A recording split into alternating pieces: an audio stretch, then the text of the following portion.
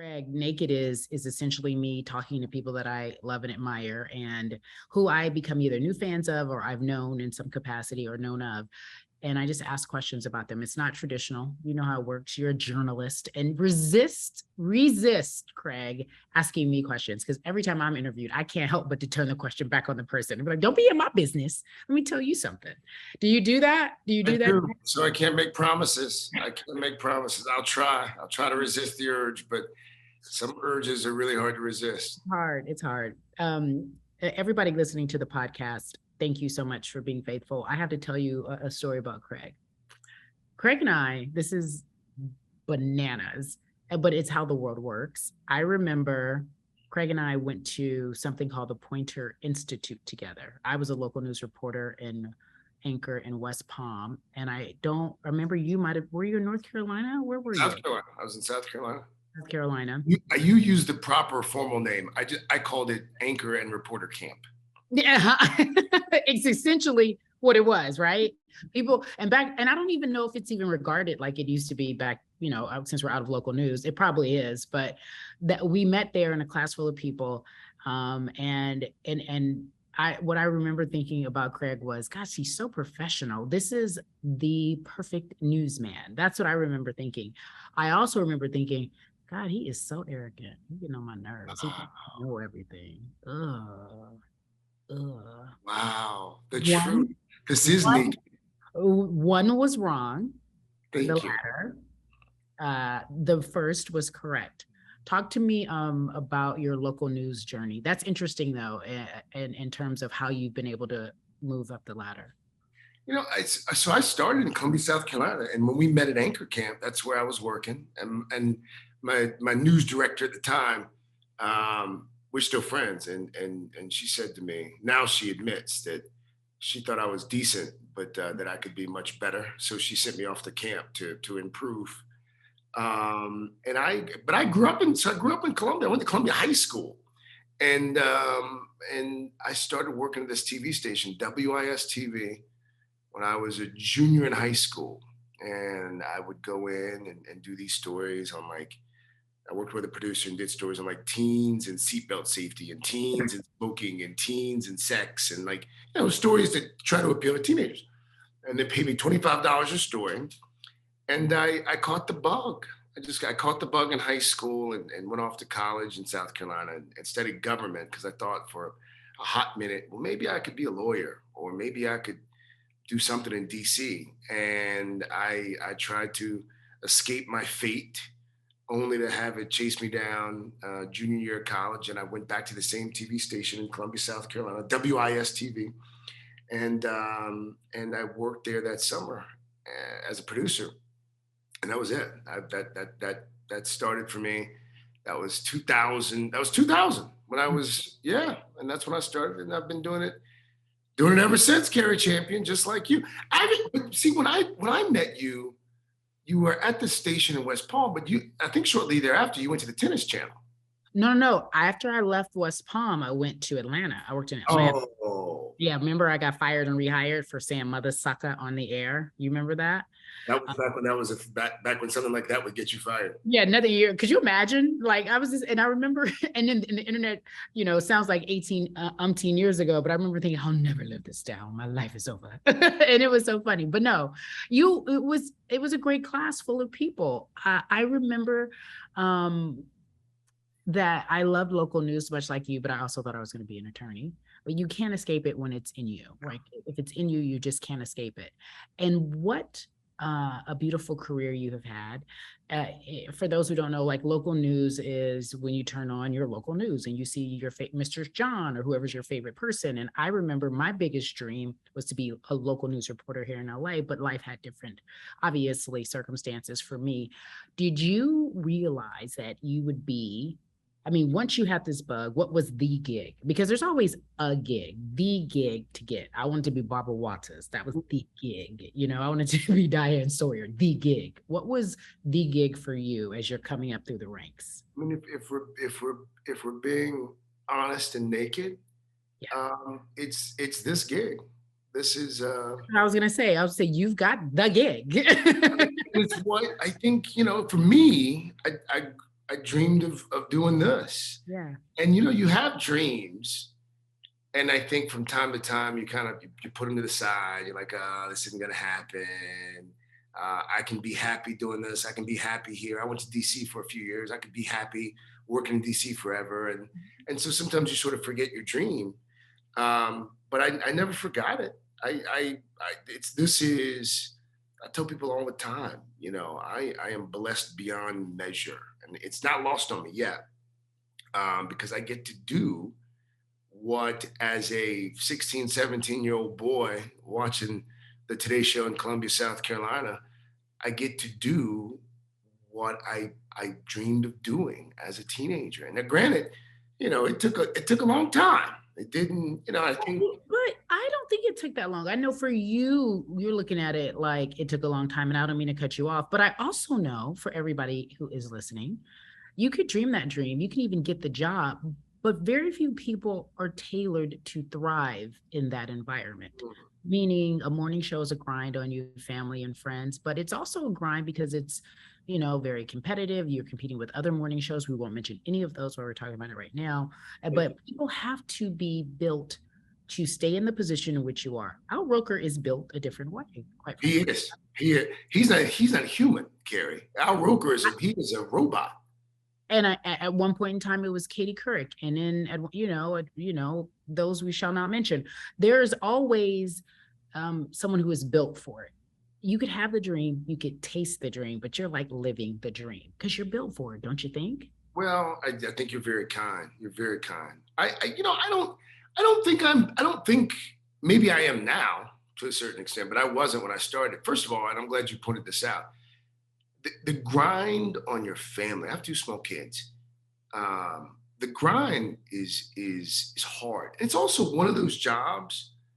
There are not a lot of people who do it or who have done it. So there's not a manual, and there are not a lot of people that you can really ask like what it's like, because then they think you're coming for their job. So you learn as you go, and there's so much about the job that I didn't know that I've had to learn.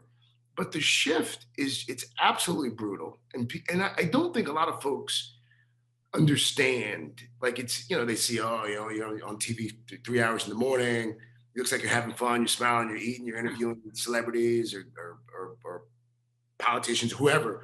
And that's not the job. I mean, that's the easiest part of the job. The hard part of the job is doing the show and then hopping on a plane and then, flying to LA or flying to tomorrow to Buffalo. And you come back after being on the ground for a few hours and you get back up and you do the show again. Because part of and they told me this early on, 80% of doing the show is being there. Like you have to be on the show. Mhm. So if you're not on the show, then you're either on vacation or something huge has happened. So the shooting the stories between the show, it's a grind. And I miss a lot. I miss sporting events that my kids have, or I miss the ballet recitals, and that really used to bother me a lot. And Carson Daly and I had this conversation several years ago, and he actually changed my perspective on it. He said, Craig, if you really think about it, everyone, as a parent, everyone is sacrificing something. Most are sacrificing money. Some sacrifice time and some sacrifice other things, but everyone's making a sacrifice. You have to make peace with your sacrifice. And so I've made peace with the fact that, I'm not going to be at every event that my children have because I can't. But we take fantastic vacations. And when I am with them, I'm present. I try to keep this terrible thing out of sight, my smartphone. But I've made peace with the sacrifice. Does that make sense? Well, 100%. Everyone who has some sort of passion or some sort of love, they know that there's sacrifice that comes with that. And so relationships with workships, everything, like it makes perfect sense. And since you led me there, and you're talking about being a dad, you have this book out that is about your father and becoming a father and learning to be a father as you are, Pops. Let's talk about it for a second, because although it's father and son, I think It could be father and daughter, Absolutely. you know, because I felt a kindred spirit and a connection with you and your father's story. I'm not unfamiliar to my father's story. So tell everyone what the book is about. So the book is about it's about several different things. It's about the complicated relationship that most sons have with their fathers. It's about growing up in South Carolina. It's about addiction. It's about battling your demons, but it's also ultimately about resilience and love. And my dad was, and it's funny because I just saw him 2 days ago. He was up here for this charity golf tournament we did, and even now, my dad's north of 70 years old. Um, but he tells me now all the time, every time we talk, I love you, I'm proud of you, I love you, I'm proud of you. But for the first, 21, 22 years of my life, those were not words that I heard a lot from my dad. And so as I got older, I started to develop this resentment toward my dad. He was a recreational, casual drinker who, over time, became more than that. He drank a lot, every day, blackout, and so as I got older and I started to achieve, some reasonable modicum of professional success, I started to resent. I started. I resented him, but I think more than just the resentment of my dad, it was this resentment toward his inability to get this monkey off his back. I did not have an enlightened view of addiction. I just saw it as most people did and probably still do to a certain extent. It was a weakness. It was a weakness that he couldn't control. And so this went on for years, and we were essentially estranged for a number of years. Then he got into a fender bender. He got into a car accident about 5 years ago. He was driving drunk.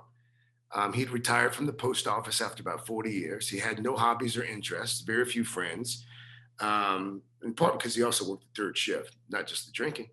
And he got into this fender bender, and I was working at the Today Show at the time, and I had started to do a number of, I had done some stories on addiction and the way that I viewed addiction. It had changed. I knew what it was, and as Oprah used to say, when we know better, we do better. Mhm. And so I saw it as an opportunity, and we rallied the family. We staged a professional intervention, and we got him into an inpatient facility. And keep in mind, at this point, my dad is, at that point he was 66, 67, Mhm. and had been, we're not talking like weekend drinking, we're talking hard drinking for 40 years. And we sent him to this place in Statesboro, Georgia. I was not optimistic that it was going to work. And then I go down there. Part of the program is you have to visit with your children and your spouse while you're in the program. They come and see you in this new environment, and you talk and you air grievances that you've been holding on to for like years. They do like family therapy. So I fly down to Statesboro, Georgia, one day after the show, and as soon as I saw him, and as soon as we hugged, I knew that he was different, and he hadn't had a drink since. And Aw. not only has he not had a drink, Cari, he gave up cigarettes Mhm. during COVID. The doctor told him that if he had another cigarette, he might die. So he quit cigarettes cold turkey. That'll do it for you. Yeah, well, yeah, and not, but he has relationships now Yeah. with his children and his grandchildren that he was totally incapable of having just 5 years ago. And so the book is about that. The book is about redemption. It's just, but I also, for me, it was cathartic. I got to interview my dad for hours and ask him all the questions Mhm. that I wanted to. And we have these recordings, and it was just, the first line in the book is, my father was born in a prison in West Virginia, and we never talked about it. until I sat down to write this book. And that's true. Like we had never, That but I said, that first line, I was like, whoa. And if we've never talked about it, why were never, you in prison? What was going on? That was very, very naked of you. What I'm also hearing though, Craig, is as you wrote this book, it helped you heal and forgive and realize that the compassion is important and empathy is important, because when you resent your parent, it's hard to let that go, because yes, there are things we think they owe us that they didn't give us, that we are trying to figure out as adults because we didn't get it when we were children. Um, I had the same resentment for my family, my parents, both my parents actually. But once I started to forgive them, you start to understand more, you know? And I want to know, now that you have this different perspective and you are now you have a better relationship clearly with your father, how do you see his good traits and his bad traits displayed in you as a dad? oh, oh, you're good at this, Cari Champion. You're I've good at done an interview one time just before this. you're good Before at this this. one. Oh, let's start with the bad, then we'll go to the good. Okay, babe. Um, you think bad traits, you alluded to this earlier. My dad worked third shift. He worked third shift for all but I think 3 years of his career as a mail clerk at the post office. So that's 36 years. And that's a brutal shift. I didn't find out until I sat down to write this book. He worked the third shift because you made a few extra bucks. And so he didn't go to college. He was the youngest in the family. There wasn't any money left for him to go to college. He went to the military and took this job at the post office as a mail clerk. And I'm not telling you anything he wouldn't tell you if you were talking to him. It was miserable. It was a miserable job. He didn't enjoy it. He liked the people, but it was important to him, even as a self-described drunk. It Mm. was important for his kids to go to college and for his kids to be successful. It didn't happen for him in the way that he wanted. So he worked that third shift to make some extra money to give us to college. Holidays, weekends, he picked up all the extra shifts for money. And I remember when I started my career early on in Columbia, South Carolina, I worked 12 hours, 14 hours, 16 hours. I did not say no. I worked 6 days a week for a long time. And I did it at the expense of relationships. I did it at the expense of, at first, my physical health, and then to a lesser extent, I think probably my mental health, although we didn't talk about that back then. Mhm. And I remember, I remember I would say to some of my close friends at the time, maybe you went to a better college, maybe you came from a better family, maybe you were smarter, better looking. You weren't going to outwork me. That's right. You Mhm. weren't going to outwork me, and I lived it. And I picked that up from my dad, and I used to wear that as a badge of honor. And as I get older, I realize that probably wasn't the best approach. There probably should have been a happy medium or a happier medium. That was a bad treat. And I'll tell you something else. And I've talked to my therapist about this as well.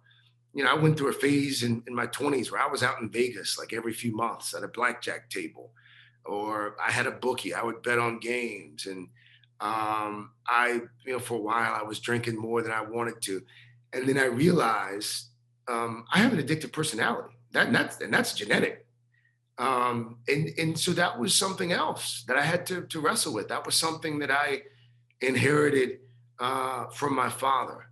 Those are the bad traits. Those are the Yeah. and good traits. My dad, and it's and people who don't know him, who just meet him for the first time, it takes a few minutes to adjust to him. He has a sense of humor that is dark and twisted. Um, but he's one of the funniest people that you'll ever meet. I'm not that funny, but I'd like to think that I have the ability to find humor in awkward situations. And I picked that up from my dad. I Yeah. picked it up from my dad. And another trait that I've always enjoyed, and now granted, when I was younger, I probably didn't appreciate it as much as I do now. My dad is one of these people in the family, maybe the only person sometimes. He doesn't get involved in a lot of drama. Mm. Like he's aware of things that are happening. He doesn't get bogged down in a lot of the drama that consumes families. Mhm.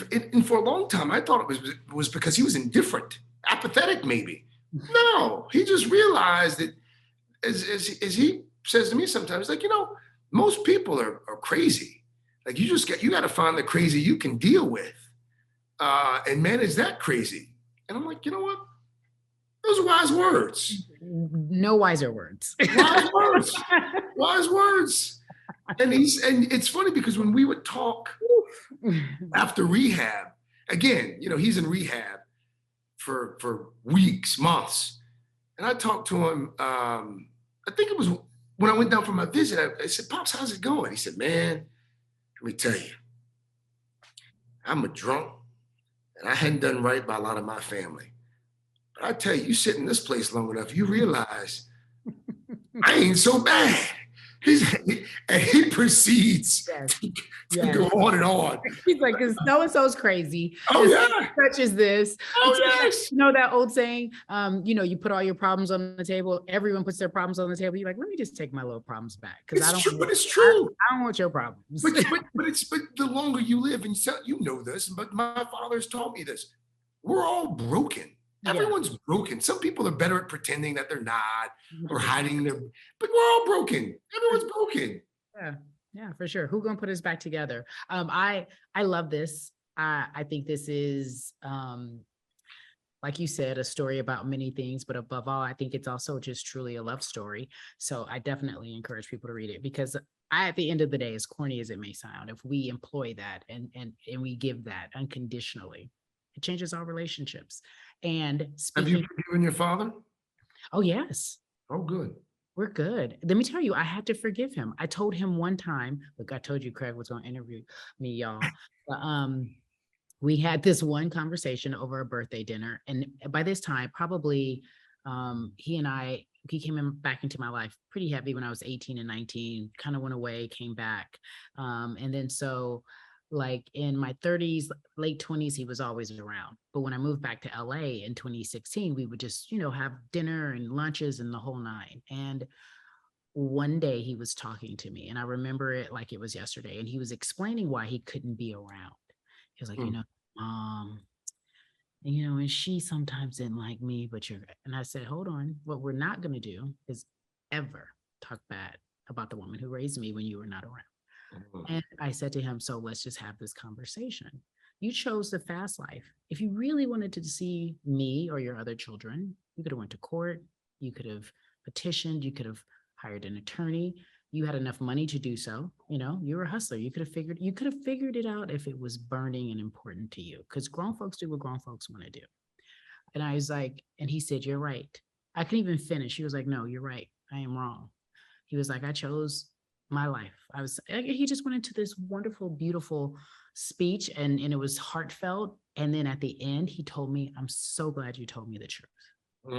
And like he respected, it was hard for him to hear because you have children. You don't want to have that conversation with your son or your daughter that you let them down in their big age, you know what I mean? And you chose something else besides them. That's a hard thing to hear. And he took it like a champ, all pun intended. So that is why I say at the end of the day, your book is about love because we have to be unconditional with it, right? We give without expectation. We give it without anybody thinking anything else, but knowing at the end of the day, it's going to give us peace. Yes. And so it's just beautiful. And so many different stories. Craig, I think this, and I hate to even make this hard turn because I have to. When I was having dinner with Chanel when she was in LA, random people. She's so amazing. Let's just say that. She is. I just pleasant and fun. And we got into this conversation about, Black journalists and the roles that we play, especially after George Floyd, and how we were able to speak from our own experiences as you write this book about your father, who was a Black man who grew up impoverished and worked this late shift. Life wasn't easy for him outside of just his own demons, how he lived in the South. I mean, I'm sure his stories are legendary of racism and how he had to maneuver.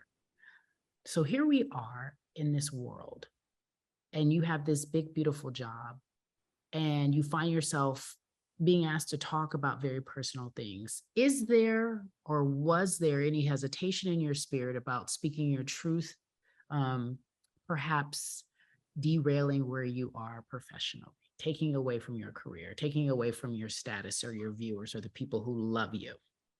There used to be. There, no question. I would say, you know, I'm 43. I don't think I was probably comfortable in my own skin until I was early mid 30s. Yeah, I'd say probably early mid 30s. And I think some of that was just immaturity.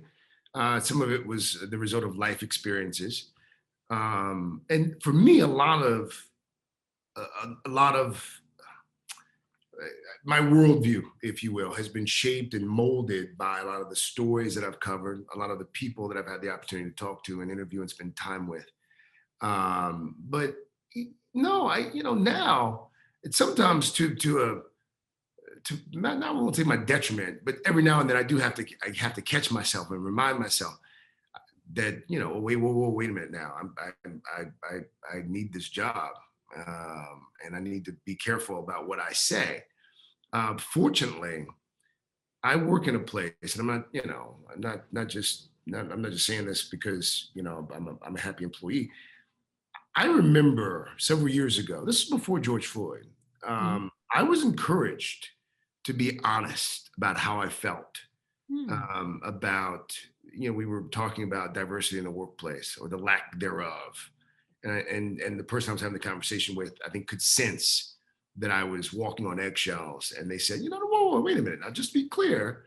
I want you to, it ended up being a very refreshing conversation about at the time a tremendous lack of diversity, and not just in our workplace, in our little playground that is the Today Show, but at the company in general. And since then we've made some great strides. But I think a lot of people carry struggle with how honest can I be? How Absolutely. honest should I be? I do.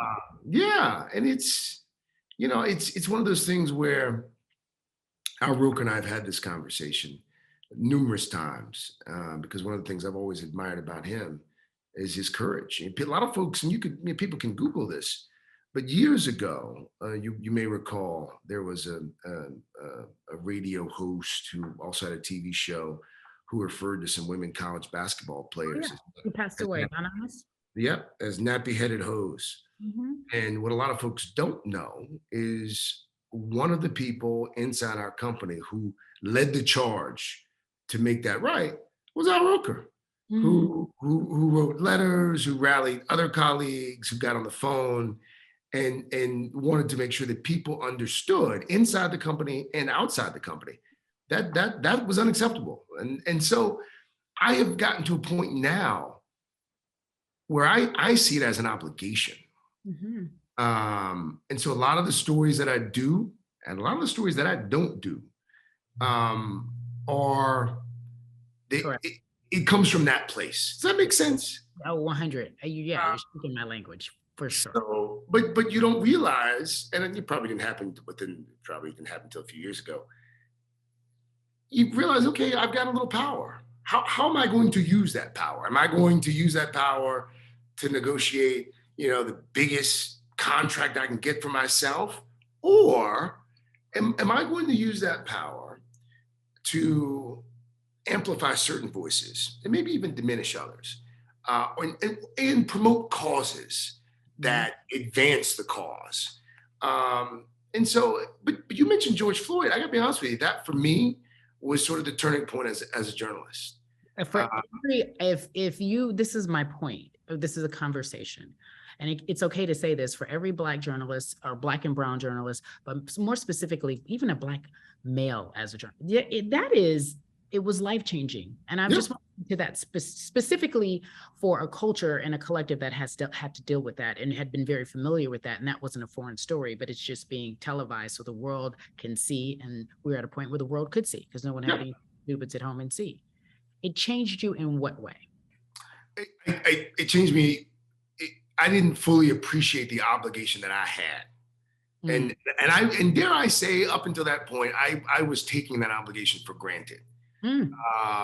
I was, I would, I was doing hard news stories, and I would I do features and sports, but I didn't necessarily always see the value in making sure that people that look like us were being portrayed in a way that made them human. Like it was.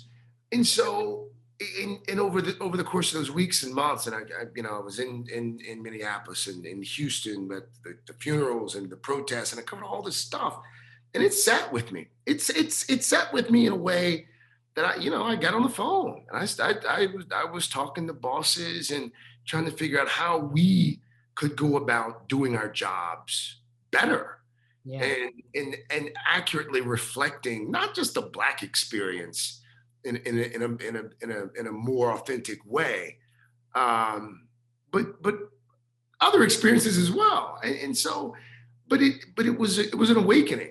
It was an awakening as not just a journalist, but as a father, as Mhm. a Black man. And so anyway, it helped me tremendously, tremendously. Yeah. And some of the stories that we do now, and I say it all the time. Chanel and I have this conversation because sometimes I'll nudge her and I'm like, this story that we're doing right now, this isn't on TV 5 years ago. This is on TV 4 years ago. Correct. Correct. Um, Correct. The games that we're playing with my sports, we're at UCLA is taking on Alabama State, first HBCU game. We're seeing it across every platform because yes, let me pay attention. yes, ESPN is like, okay, I'll cover some HBCU games. right. I remember doing a story in 2019 and someone said, what is an HBCU to me at work when I was there? And now we're covering it. Now they're covering it rather like crazy, right? We're watching it happen in real time. It's a In real beautiful. time. You know what I was going to say to you? Uh-oh. And I don't want to be mean, but maybe I do. I'm not for sure. I'm going to say to you, You can't see the face, but I'm looking worried. yeah, no, I don't have anything bad to say to you at all. Never would I. But I like how you listen with your face. Have you noticed everybody on TV listens with their face? Like, what are you saying to me? One fun little note that I didn't know about you. This is what I was going to ask you. When did we pledge? Because that was shocking to me for some reason that I, you. I pledged Kappa Sigma as the fraternity. I pledged 97. So I went to a college, Wofford College. It's a small liberal arts college in upstate South Carolina. And I had not, to that point in my life, my high school was probably 70% Black. Yeah. That may be a conservative estimate. Yeah. The white experience was new to me. Yeah. And I hate to generalize the stereotype, but I think most people understand what I'm talking about in terms of college fraternities and sororities.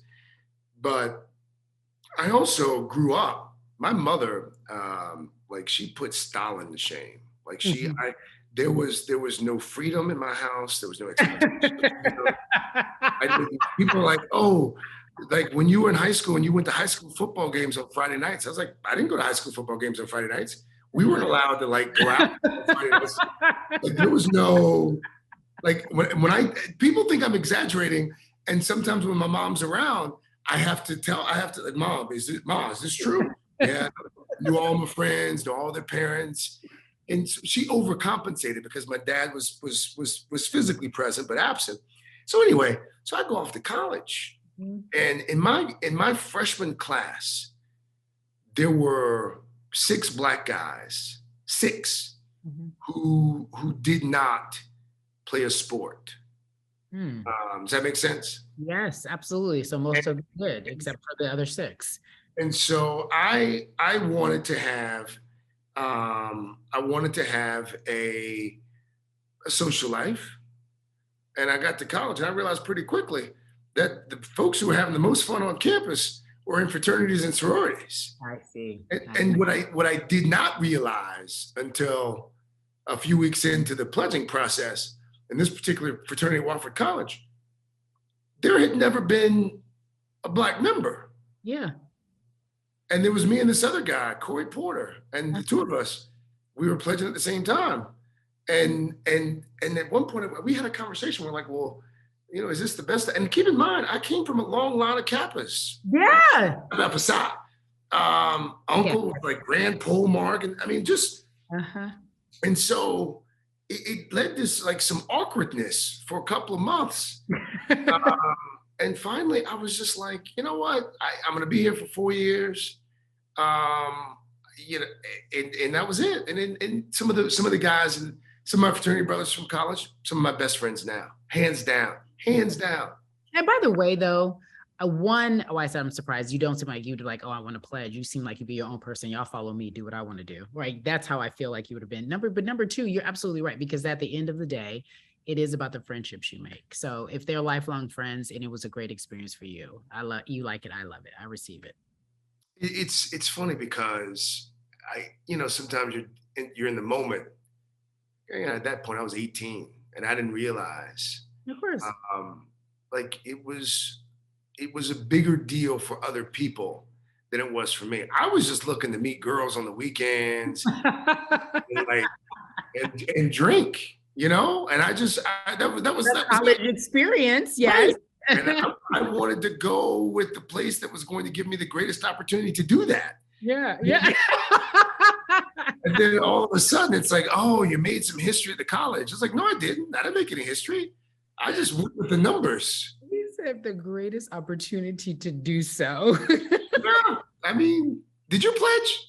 No, I thought about it, but I was like, I don't need nobody. But now that I will tell you my regrets, and I not that there are, but it is an incredible sorority / fraternity of people. It's a great networking system. People want to do things for you. I see it all the time with my girlfriends who are now some pledging as adults. That's become more popular too. Where I don't know what the term is. Are they honorary, or they make them when they are full grown adults? I had a friend who did something and she's at AKA now. I'm missing the term. I could see you you would be an AK. You think so? Oh, am I giving you Jack and Jill energy? I didn't. I felt like so Chanel. That's of course she is, but I feel like I'm full. That would be your sorority. Right. That's a compliment. That's a compliment. It is, but I feel away. I feel like, nah, I'm from the hood. Not really, but yeah. No, I mean. You're not fooling anyone, Cari. You're not. It's not. No, but I didn't. I've been thinking about it though. And I have no shade to AKAs or Deltas, no shade to Jack and Jill. I just came from Martha's Vineyard. I was very familiar and indoctrinated into the Jack and Jill lifestyle there. It's funny you mentioned Martha's Vineyard. My mother, what's today? We're doing this one. My mother is going in 2 days. Oh. Are you going? No, I just saw Mom. I can't vacation with Mom for days.